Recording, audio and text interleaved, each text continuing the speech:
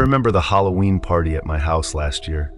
It was supposed to be a fun night, filled with friends, laughter, and spooky decorations. We had transformed my living room into a haunted scene, with fake spider webs hanging from the ceiling, plastic skeletons propped up in every corner, and eerie music playing in the background.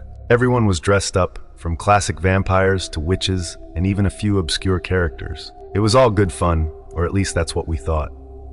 It was the first time I had ever hosted a Halloween party.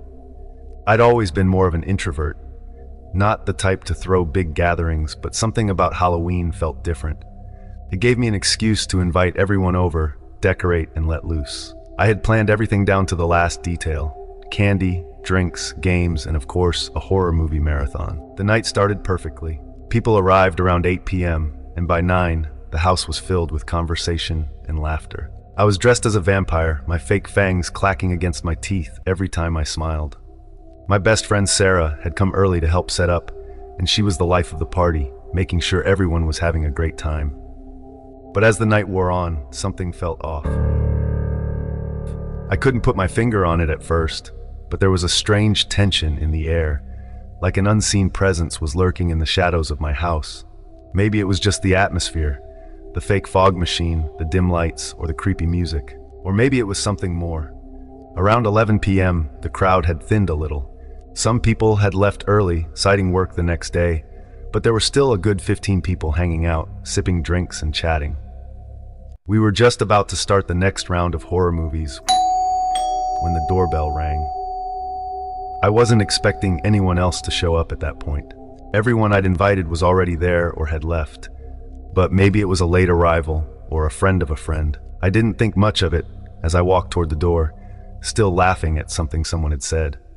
When I opened the door, I was met with something strange. A man stood there, dressed in what looked like an old-fashioned, tattered clown costume.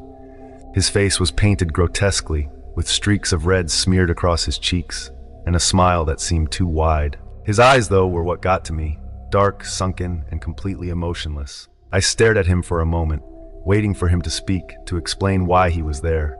But he didn't say anything. He just stood there, staring back at me with that unsettling grin. Can I help you?" I finally asked, trying to keep my voice steady. The man didn't respond. He tilted his head slightly, still smiling, and raised a hand. Inside his hand was a small, blood-stained balloon. He didn't offer it to me, just held it up like some kind of twisted gesture. "I think you've got the wrong house," I said, starting to feel a chill run down my spine. I glanced back inside, hoping someone would come over and back me up, but everyone was busy talking, oblivious to what was happening at the door. Before I could close the door, the man stepped forward. Not much, just enough to cross the threshold, and suddenly I could smell something foul, like rotting meat. The odor hit me hard, and I instinctively stepped back. "Listen, you need to go," I said, trying to sound firm, but my voice wavered. He still didn't say anything, but his smile widened, the corners of his lips pulling up unnaturally high, like his face was stretching beyond what was humanly possible. That's when I slammed the door shut. I locked it immediately, my heart racing. I stood there for a second, listening, waiting to hear footsteps walking away. But all I heard was silence. I turned the lock again, double-checking, and then rushed back to the living room. "Who was it?" Sarah asked, noticing the look on my face. "Just some weirdo in a clown costume," I muttered, trying to play it off, but my voice betrayed me. I felt shaken, like I had just encountered something wrong. Sarah gave me a strange look, but didn't push it. I tried to shake it off, but the unease stayed with me. I kept glancing at the windows, half expecting to see the clown standing outside, watching us through the glass. The party continued though, and for a while, I managed to forget about the creepy encounter. We watched a couple of horror movies and played some games, and everyone seemed to be having a great time. But I couldn't shake the feeling that something was off. Every so often, I'd glance toward the front door, expecting another knock, another appearance from that man. And then, just after midnight, the power went out. At first, we thought it was part of the horror experience, a prank maybe. But when the house remained dark for longer than a few seconds, the joking stopped. The room was filled with nervous laughter, and someone pulled out their phone for light. "Okay, who's messing with us?" One of my friends called out, trying to make light of the situation. But I could tell that no one was laughing anymore. The house was dead silent, the kind of silence that presses against your eardrums. I walked to the kitchen to check the fuse box, my phone's flashlight illuminating the way. But as I opened the door to the hallway, I froze. Standing at the end of the hall, just inside the front door, was the clown. He wasn't moving, just standing there, watching me with those same dark, sunken eyes, the grotesque smile still plastered on his face. I backed up slowly, my heart pounding in my chest. I could hear Sarah calling my name from the living room, but I couldn't speak. I couldn't move. The clown took one step forward, then another. The foul stench filled the air again, stronger this time, suffocating. Finally, I snapped out of it and ran back to the living room, slamming the door behind me. "He's inside! The clown's inside!" I shouted, my voice breaking with panic. The room erupted into chaos. People scrambled to grab their things, to find an exit, but the front door was blocked, and the back door lock was jammed. Suddenly, the power flickered back on. But by the time we got the front door open, the clown was gone, no sign of him anywhere. We searched the entire house, the yard, and even the street, but he had vanished. Everyone left shortly after, too freaked out to stick around. Sarah stayed behind to help me clean up, but the house felt wrong, like the air was thicker, heavier. I didn't sleep that night, and to this day, I still don't know who or what that clown was. The next morning, as I stepped outside to get some fresh air, I found something waiting for me on the porch. A small, blood-stained balloon.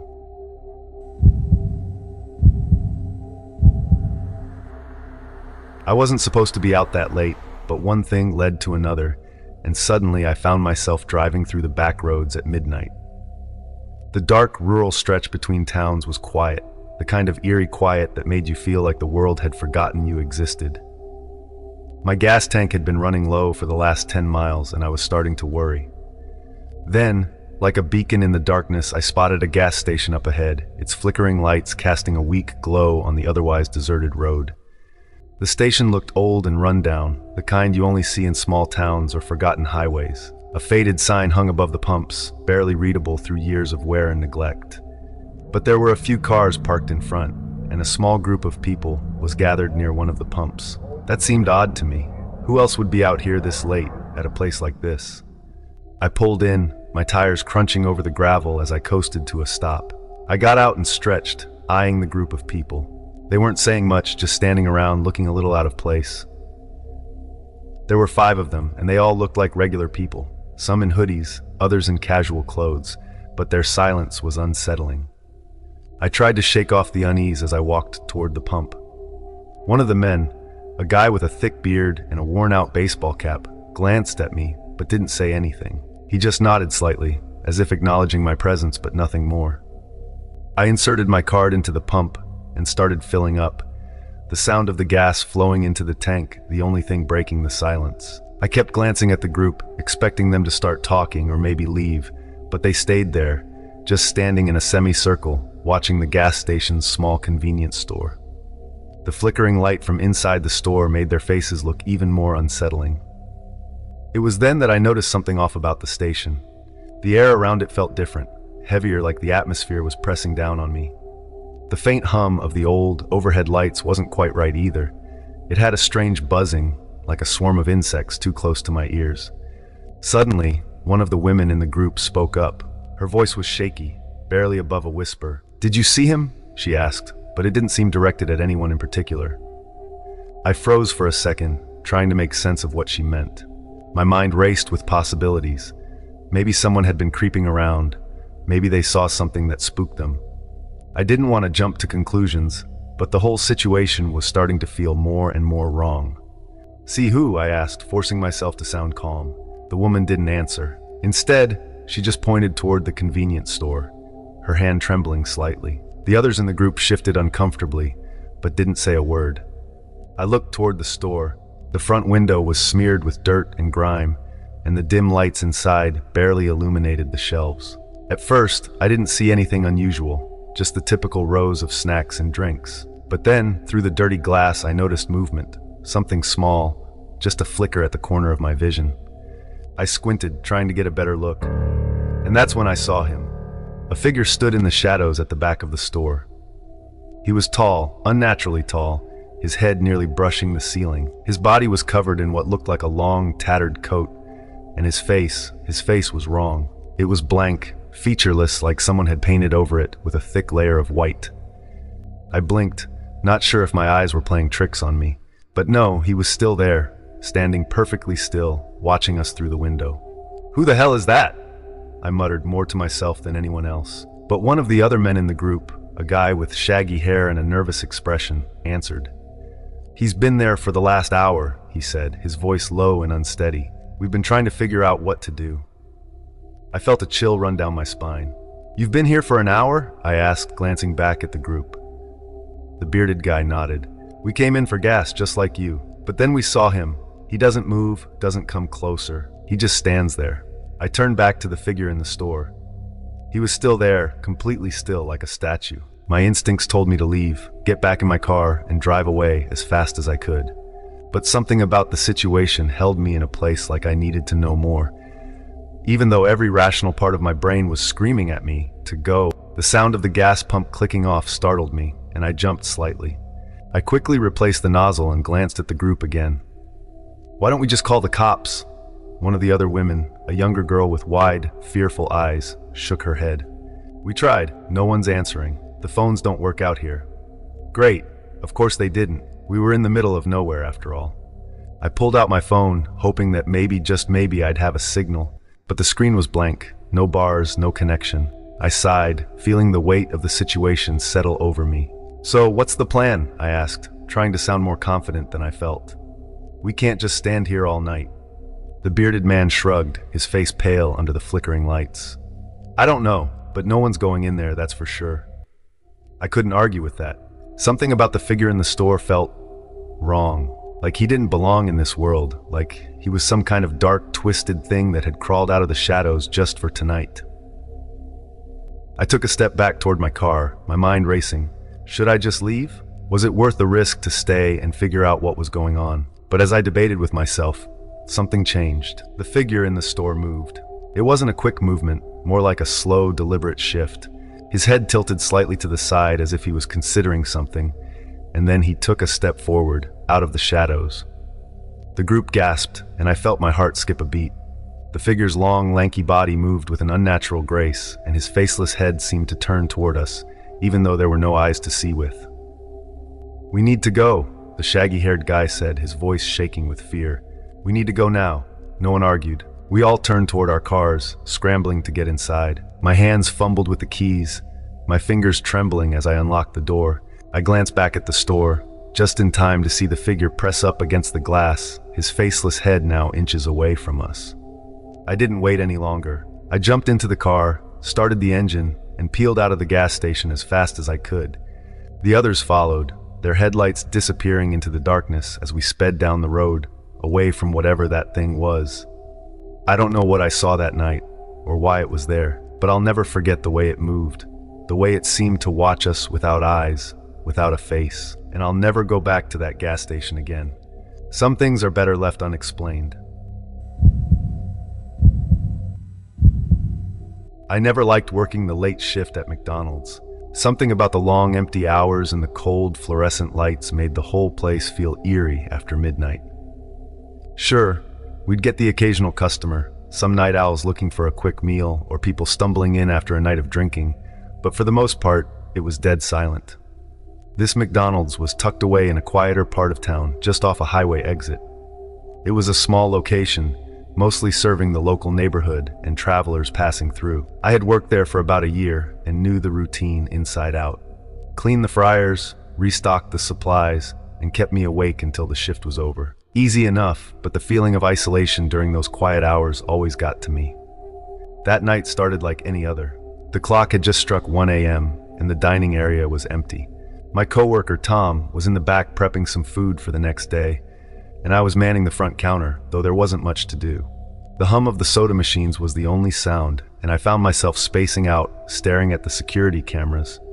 The cameras gave me a view of the empty parking lot, the back entrance, and the drive-thru. Normally, nothing happened, just the occasional flicker of lights or a raccoon scurrying past. But tonight, as I stared at the screen, something caught my eye. A figure standing at the edge of the parking lot, just outside the glow of the streetlights. They weren't moving, just standing there, barely visible. At first, I thought it was a customer waiting for a ride, but something about the way they were standing bothered me.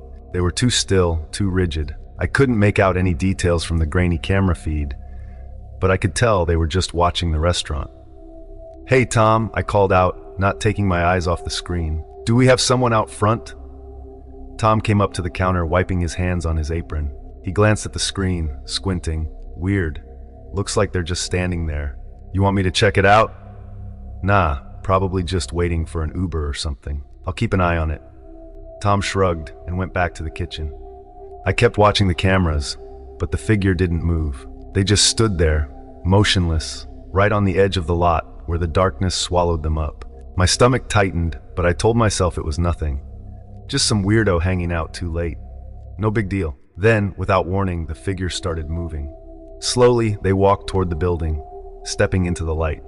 That's when I realized something was off. They weren't walking like a normal person. Their movements were slow and jerky, almost unnatural, like someone struggling to keep their balance. I leaned in closer, trying to get a better look. When they stepped fully into the light, my blood ran cold. The figure was wearing a tattered clown costume. The colors were faded, and the fabric looked old, like it hadn't been washed in years. The face was obscured by a mask, one of those cheap, grinning clown masks with exaggerated features, but the way it sat on the person's head looked wrong. Too tight or maybe too loose. It didn't fit quite right. I felt a knot form in my throat. Something about that clown made my skin crawl. It wasn't Halloween, and no one in their right mind would be wearing something like that at this hour. I glanced around the empty dining room, suddenly feeling very exposed. "Tom," I called again, my voice a little more urgent this time. "Come look at this." He came back, taking one look at the screen before muttering, "What the hell?" The clown was closer now, slowly making its way toward the front entrance. I could feel my heart pounding in my chest. "Should we lock the doors?" I asked, already moving toward them. Tom nodded, but before either of us could react, the front door rattled. The clown had reached the entrance and was tugging on the handle, trying to get inside. It stared through the glass, its empty eyes fixed on us, that grotesque grin frozen in place. I backed away, my pulse racing. Nope, I'm not dealing with this. Tom grabbed the phone, ready to call the cops, but before he could dial, the clown stopped pulling on the door. It tilted its head like it was listening to something. Then, without a sound, it turned and walked around the side of the building, disappearing out of sight. We both stood there, frozen for a moment, unsure of what to do next. "What the hell was that?" Tom finally asked, his voice shaky. "I don't know, but I'm locking the doors," I said, my hands trembling as I turned the deadbolt on the entrance. Tom was already on the phone, calling the cops, while I nervously glanced at the cameras. The clown was gone, no sign of it on any of the screens. But then, just as I was starting to calm down, I noticed movement on the drive-through camera. My stomach dropped. The clown was back. It was standing by the drive-through window, staring inside. "What the?" I whispered, my voice trailing off. It was closer now, much closer than before. I could see more details. The mask, worn and cracked, its hollow eyes staring straight at the camera. And the hands. The clown's hands were filthy, the fingers long and thin, tipped with dark stains. Blood, maybe? I didn't want to think about it. Tom was talking to the dispatcher, trying to explain the situation, but I wasn't listening anymore. All I could focus on was the clown, standing there, just staring. Then it moved again. Slowly, it raised one hand and tapped the drive-through window. I flinched, stepping back from the monitor. "Are the cops coming?" I asked, my voice tight with panic. "Yeah, they're on their way," Tom replied. "They said to stay inside and keep the doors locked." I kept my eyes glued to the screen, watching as the clown moved out of frame again.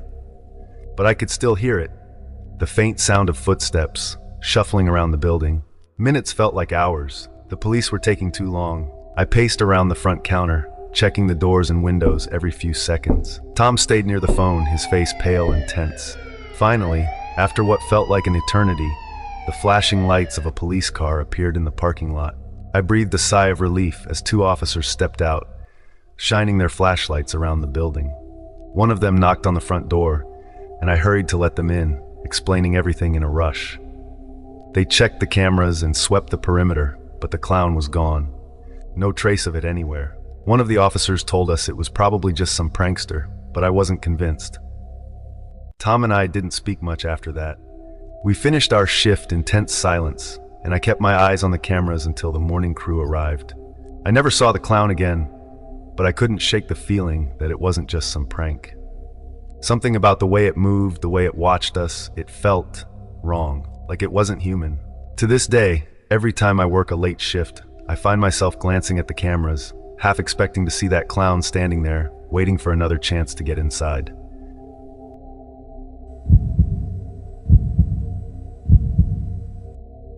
It was supposed to be a quiet night. I'd been looking forward to having the house to myself. My parents had left earlier that afternoon to visit some family out of town, and they wouldn't be back until the next day. The thought of having a whole night of peace, no one bothering me, no obligations, seemed perfect. I had planned to settle in, order some food, and maybe binge watch something on Netflix. I didn't expect anything strange. Nothing felt off. Not at first anyway. The house was already dark when I finally sat down with my pizza. The street outside was quiet. It was late October and the cool wind rattled through the trees outside. We lived in one of those suburban neighborhoods where every house looked the same, rows of them stretching down the street. If you didn't live here, you'd easily get lost. Everything was normal until I heard the knocking. It was soft at first, barely audible over the low hum of the TV. I almost didn't hear it, but there was this strange, persistent tapping coming from the front door. I paused, listening for a moment, then got up to check it out.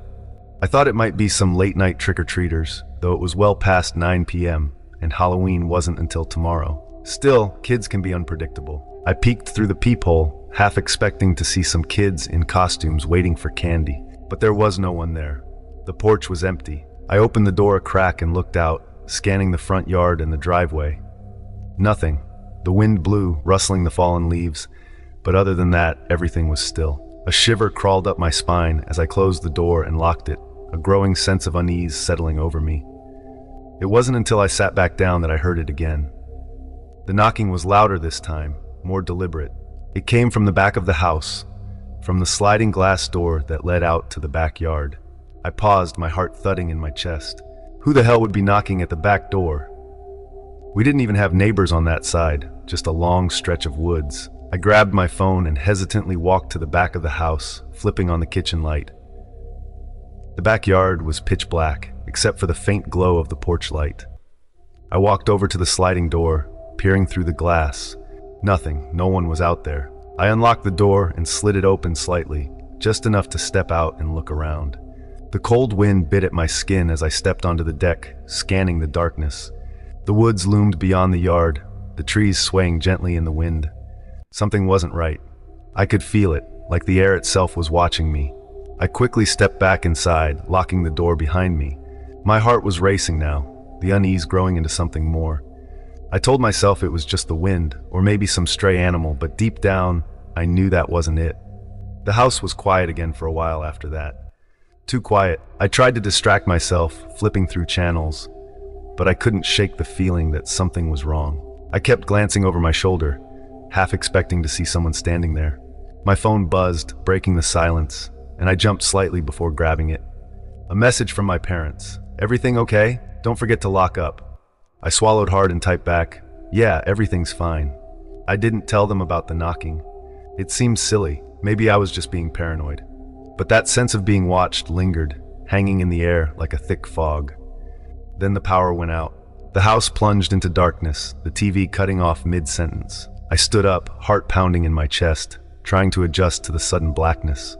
The only light came from my phone, its screen casting an eerie glow around me. I used it to guide myself toward the breaker box in the basement. As I made my way down the stairs, I heard it again, the knocking. This time it wasn't just a tap. It was pounding, heavy and insistent, coming from the front door. My breath caught in my throat as I stood frozen on the basement steps. I didn't want to answer it. Every instinct screamed at me to stay away from that door, but the pounding wouldn't stop. I could feel my pulse in my ears as I crept back up the stairs, gripping my phone like it was some kind of weapon. I stood in the hallway, staring at the door. The pounding had stopped, but I knew someone was out there. I could feel it. Slowly, I reached for the doorknob, my hand trembling as I unlocked it and pulled the door open. Again, no one. The street was empty, the wind howling softly in the distance. I stepped out onto the porch, looking around. My heart raced as I scanned the yard, waiting for something to happen. Then I saw it, a shadow moving at the edge of the driveway. It was barely visible, just a flicker of movement near the bushes. I squinted, trying to make it out, but it was gone before I could get a good look. I backed into the house, slamming the door shut and locking it. My hands were shaking now, and I could barely breathe. Whoever or whatever was out there, they were playing with me. I ran to the kitchen, grabbed a knife, and huddled in the living room, my back against the wall. The power still hadn't come back, and the silence was suffocating. Then, just as suddenly as it had gone out, the power flickered back on. The lights came back to life, the hum of the TV filling the room, but the house didn't feel safe anymore. I knew I wasn't alone. Someone had been out there watching, waiting, and they might still be there, lurking in the shadows, waiting for the right moment to come back. I didn't sleep that night. I stayed up, every sound sending a jolt of fear through me. The knocking never came again, but the fear stayed with me long after the sun came up. Even now, I can't shake the feeling that whoever or whatever was out there that night is still watching, waiting, and the next time I'm alone, they might come back. It was supposed to be a peaceful weekend. A cabin in the woods, far from the city, no distractions. That's what I wanted. A break from the noise, the stress, the constant barrage of notifications on my phone. My friend Eric had offered me the use of his family's old cabin, tucked away deep in the forest. It wasn't anything fancy, but it had everything I needed. A fireplace, a comfortable bed, and most importantly, no cell service. The perfect getaway. The cabin had an old security system that Eric had mentioned but said he rarely used. I wasn't too worried about it, but I figured it wouldn't hurt to check out the cameras, just in case. There were 4, one on the front porch, one on the back, one facing the driveway, and one looking out toward the far end of the property where the thick woods began. Eric showed me how to pull up the footage on a small tablet inside the cabin. It's just for peace of mind, he had said. The first night was quiet. I spent it sitting by the fire, reading a book, and enjoying the isolation. It was strange at first, being so far removed from everything. But after a few hours, I felt myself relaxing. No noise, no people, just me and the quiet of the woods. I went to bed around midnight, feeling more at ease than I had in months. The next day was much the same, peaceful, uneventful. I went for a hike in the woods, explored some of the trails around the cabin, and spent the afternoon in silence. By the time the sun set, I was already starting to feel the effects of the isolation. My thoughts were clearer, and my mind was less cluttered. I started to think I could get used to this. Then, late that night, things started to get strange. I was sitting in the living room, just staring at the fire when I heard something, a faint tapping sound. It was soft, almost too quiet to notice at first, but it was there. Tap, tap. I paused, listening closely, trying to figure out where it was coming from. It didn't seem to be inside the cabin, but it was close, maybe just outside the walls. I grabbed the tablet that controlled the security cameras, thinking it might be an animal or something. The footage from all 4 cameras popped up on the screen. The front porch was empty. The back porch, nothing. The driveway, no sign of movement. But then I looked at the last camera, the one facing the edge of the property, near the tree line, and that's when I saw him. A man standing near the far wall of the cabin, just at the edge of the camera's view. He wasn't moving, just standing there, partially hidden in the shadows, his face obscured by the darkness. My heart skipped a beat. Who the hell was this? And what was he doing out here? I stared at the screen, hoping he would move, do something, and give me some clue as to what he wanted. But he didn't. He just stood there, still as a statue, as if he knew I was watching him through the camera. I told myself it was probably just a random hiker, someone who had wandered too close to the cabin by mistake. But deep down, I knew that didn't make sense. This was private property, miles from the nearest trail. No one should be out here. I watched the screen for what felt like hours, but in reality it was only a few minutes. The man never moved, never made a sound. I couldn't make out any details, but there was something about the way he stood, perfectly still, that unnerved me. Eventually, I decided to check it out. I grabbed a flashlight, and against my better judgment, stepped outside into the cold night. The wind had picked up, and the trees around the cabin swayed gently, casting long shadows across the yard. I walked slowly, my heart pounding in my chest, the flashlight beam cutting through the darkness. I kept my eyes on the spot where the man had been standing, but as I got closer, I realized he was gone. There was no sign of him, no footprints, no broken branches, nothing. It was as if he had never been there at all. I swept the light across the woods, scanning the trees, but there was no movement. The only sound was the wind rustling through the leaves. After a few minutes, I gave up and went back inside, locking the door behind me. I couldn't shake the feeling that I was being watched. I spent the rest of the night on edge, constantly glancing at the camera feeds, but the man never reappeared. Eventually, exhaustion caught up with me, and I fell into a fitful sleep. The next morning, I tried to convince myself that I had imagined it. Maybe it was just the isolation getting to me. But when I looked at the camera footage from the night before, there he was again. The man, standing near the wall, just as I had seen him. The timestamp confirmed it wasn't a dream. He had been there. I decided I couldn't stay another night. I packed my things and left the cabin that afternoon, telling myself I'd call Eric later and let him know what happened. But as I drove away, I couldn't shake the feeling that I wasn't alone, that the man was still out there, somewhere, watching. When I finally got back to civilization, I pulled over and checked my phone for messages. There was one from Eric sent earlier that morning. "Hey, everything okay? We've been getting weird motion alerts from the cameras at the cabin. Let me know if you need anything."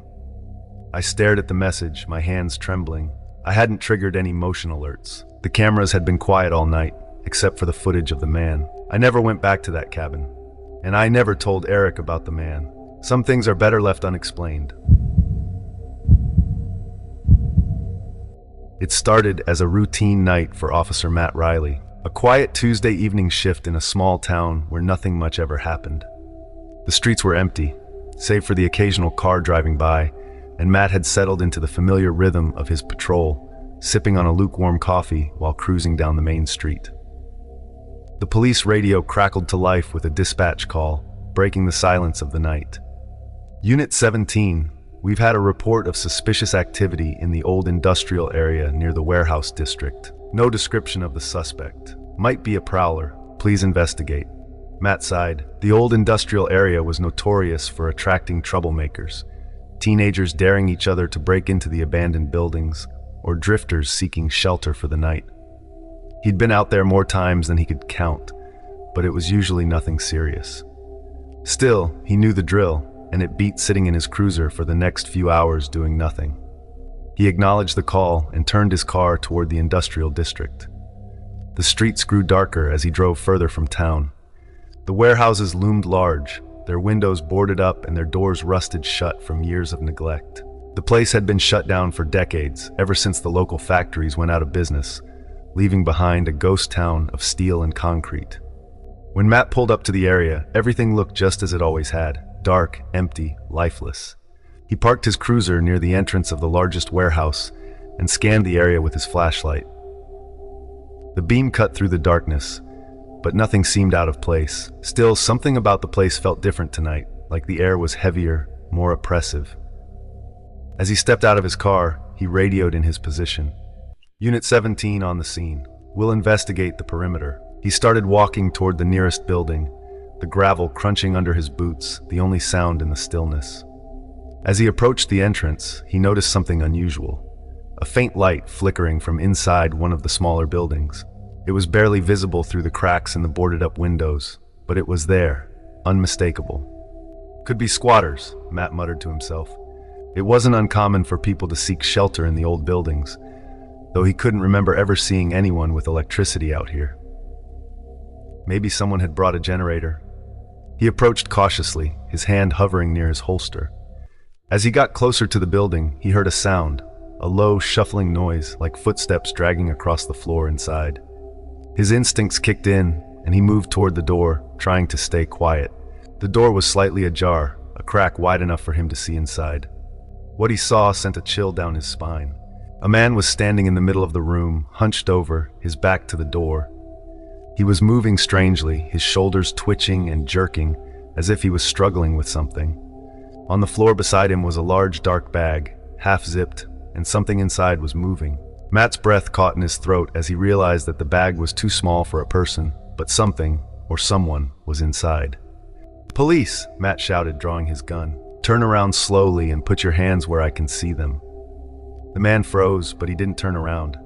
For a few long seconds, he stood completely still, the air thick with tension. Then, without warning, the man started laughing, low, guttural, and disturbing. The sound echoed in the empty warehouse, bouncing off the walls and sending a shiver down Matt's spine. Matt's grip tightened on his gun. I said, "Turn around!" The man finally turned, but his movements were slow and deliberate, as if he was savoring the moment. When Matt saw his face, his heart nearly stopped. The man was wearing a mask, an old, cracked porcelain mask, the kind that looked like it belonged in a horror movie. The mask's painted-on smile was wide and twisted, the eyes dark and hollow. Matt's mind raced. Who was this guy? Crazy vagrant? A thrill-seeker? But the bag, the sounds from inside, it didn't add up. Something was very, very wrong. Before Matt could process what was happening, the man bolted toward the back of the building, sprinting into the darkness. Without thinking, Matt chased after him, his flashlight bouncing wildly as he ran. The man was fast, darting between the old machinery and debris, but Matt kept up, his heart pounding in his chest. They ran through the labyrinth of the old warehouse, Matt's breath coming in sharp gasps. The man was leading him deeper into the building, into areas Matt had never explored. He knew he was getting farther from his car, farther from backup, but he couldn't let the guy get away. Not after what he saw. Suddenly, the man disappeared around a corner, and when Matt rounded it, he found himself in a dead-end hallway. The man was gone. Matt stopped, his breath heavy, scanning the area with his flashlight. There was no door, no window, no place the man could have escaped through, but he was gone, vanished into thin air. Matt's pulse quickened, a cold sweat breaking out across his forehead. He fumbled for his radio. "Unit 17, the suspect has fled. I'm in the warehouse, need backup now." No response. The static crackled, but the signal was dead. Matt cursed under his breath, knowing he was on his own. Then he heard it, a sound from behind him. Slow, deliberate footsteps echo in the hallway. He spun around, but there was no one there. The footsteps continued, growing louder, closer, as if they were coming from the walls themselves. Matt's heart raced. Something was wrong, something beyond a simple chase through an old building. He backed up slowly, his gun raised, but the footsteps were relentless, closing in on him. Just when he thought he was about to be overwhelmed, the sound stopped.